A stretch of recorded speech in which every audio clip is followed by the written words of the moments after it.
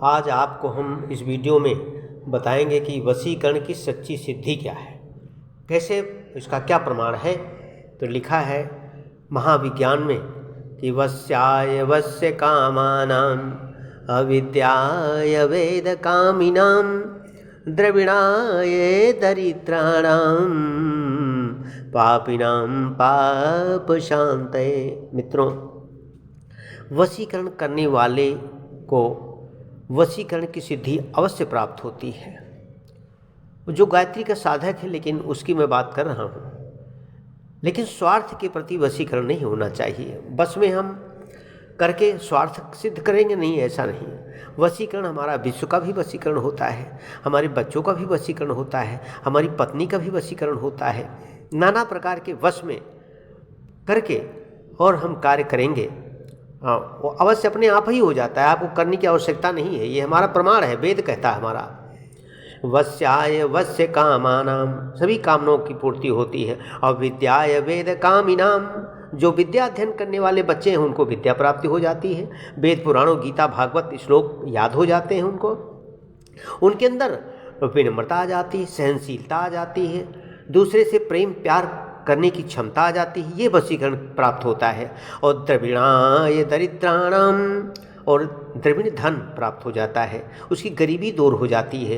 किसी न किसी रूप में उसको वशीकरण के द्वारा उसको धन मिलना प्राप्त हो जाता है। अच्छे मार्ग पर चलते हुए ईमानदारी से जब काम करता है तो उसका जीवन व्यतीत हो जाता है। और पापिनाम पाप शांते, पापियों की पाप की शांति प्राप्त मिल जाती है।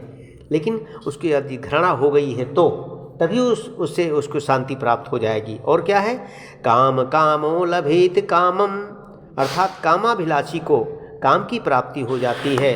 और काम भी कई प्रकार के होते हैं, सच्चे मार्ग की ओर, परिवार की ओर, प्रगति की ओर।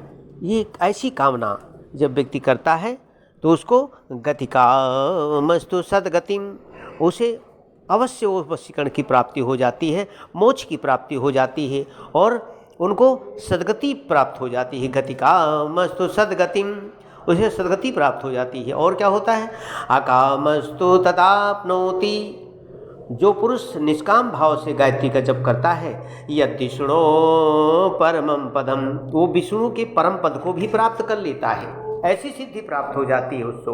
और कब तक, कितने वर्ष तक करता रहे, कम से कम अगर 3 वर्ष तक लगातार वो जप करता है।